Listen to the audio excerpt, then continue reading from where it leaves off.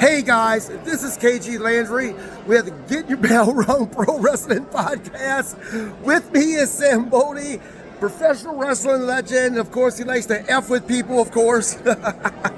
We are here at the CAC 59th annual reunion.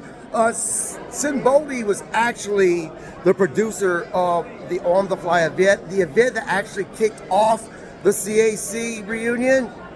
How are you, my man? I'm good. How are you doing? Absolutely. So talk to me about On the Fly. How did it go? Did it go better than you thought? Was there things that you wish would have gone better? So this was our second year doing the event. The first year, I think we knocked it out of the park, and everybody was really happy. You know, everybody from Haku to Cowboy Bob to Brian Blair to the Rock's mom all came up and said, "Hey, great job, kid." You know, I was super proud of it. And I think they were hesitant at first, CAC, was to put wrestling back on, and like an actual show at the CAC. God forbid, right? Go figure. And so once they saw that, they're like, "No, we're in. You sold us. This is great." And so they really put their machine behind it this time around, which made it a lot nicer and easier to get done.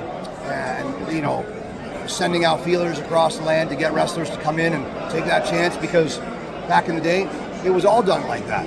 And now with the sports entertainment, no disrespect to sports entertainment, but you know, there's a little bit of paint by numbers. And so a lot of the young guys and girls, they only know, not only, but a lot of them only know, I don't want to paint with an all-encompassing brush, a wide brush, but not an all-encompassing brush.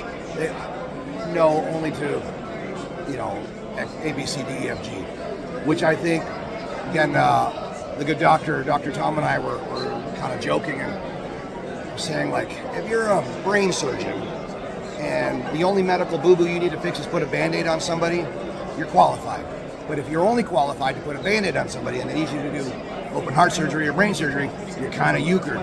So if you learn how to call on the fly, then you can memorize whatever the TV stuff needs you to do, but you can't reverse engineer that otherwise. You can trial by fire and figure it out. Right. And everybody back in the day had to figure it out, trial by fire. And so that's exactly what Sunday was. But at the same time, I don't want to throw these kids under the coals, or on the coals, under the bus, on the coals.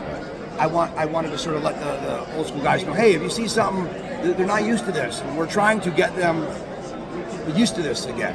So instead of, you know, yelling something's a shits or whatever, pull these guys aside afterwards and give them a tip.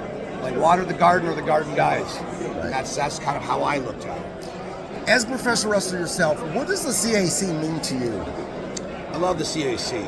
I think, you know, it's a charity organization, first of all.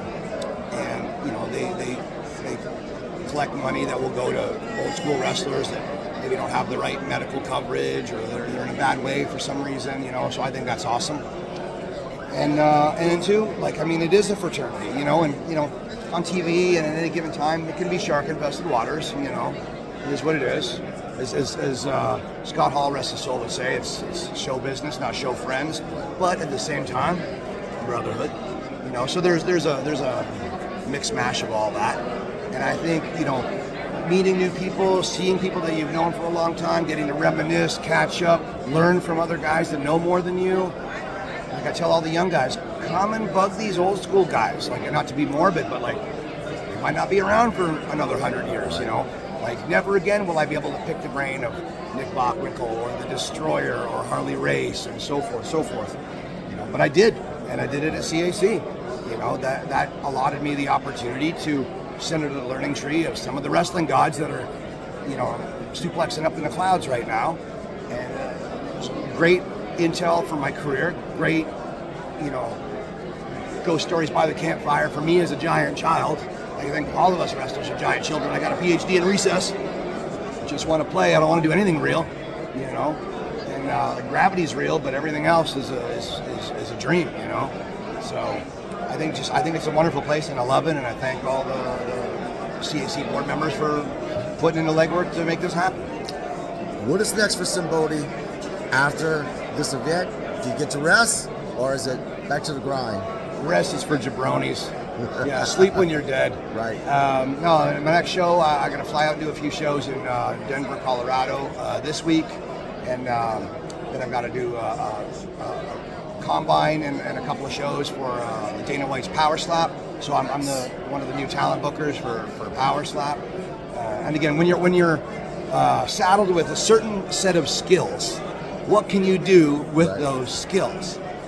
And I think as Dana White wanted to expand the Power Slap brand, he wanted to, find new talent, just to kind of keep an influx of new faces in there, and who better than a bunch of crazy wrestlers? We're used to jumping off of tables, ladders, into thumbtacks and light tubes. Why wouldn't we get slapped upside the head, especially for a nice payday and good viewership?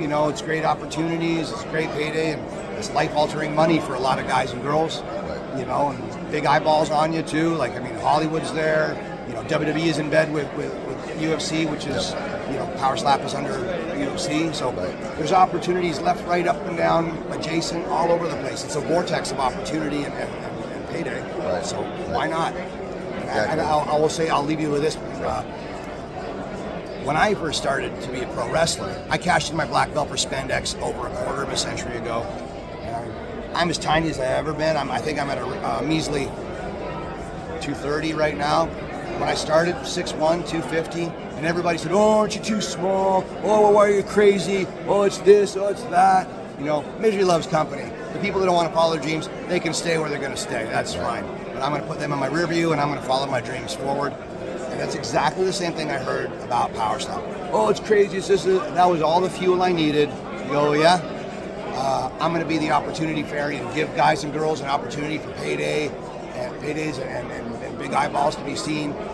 So I'm going to take that, and so far the guys and the girls have been doing great on it, and I'm super proud to be associated with it. And it really works in tandem with me being a pro wrestler. That's why they booked me. Well, this guy flies somewhere every weekend, wrestles a good guy, a bad guy. I'm there to kind of player coach and give advice, more of this, less of this, do seminars. So I'm the perfect guy to see all these hungry guys and girls in the trenches who's got heart, who wants an opportunity. I can go wrestler shopping every week, looking for, and just human shopping. But it doesn't have to be wrestler, they're just, a lot of them happen to be.